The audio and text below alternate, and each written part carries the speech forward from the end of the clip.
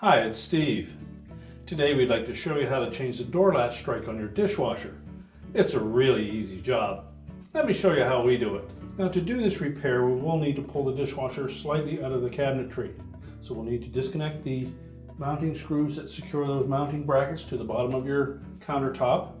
And there should be enough play in your drain hose, your fill hose, and the electrical line to allow you to pull it ahead 3 or 4 inches so that we can access the mounting screws on the top. Now once we've pulled that dishwasher far enough forward that we can access these mounting screws, just pull that insulation back out of the way. We're going to unlatch the door first, and then we'll remove these 2 screws.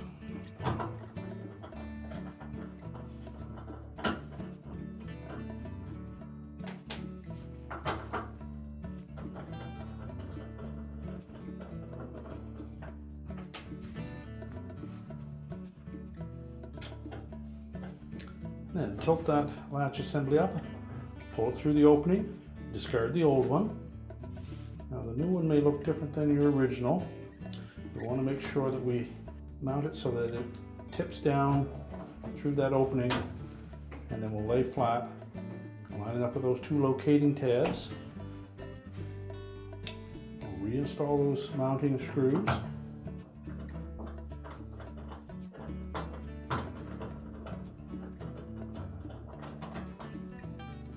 We won't tighten those screws just yet.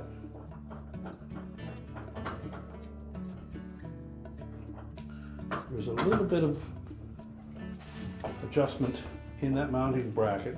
We'll start with trying to center it over those locating tabs first. You tighten the screws securely. And then just check the action of that door latch to make sure that it holds the door snug. Sure there isn't any excess movement in that door, and if so, you'll need to loosen those screws and pull the assembly back just slightly to tighten it up.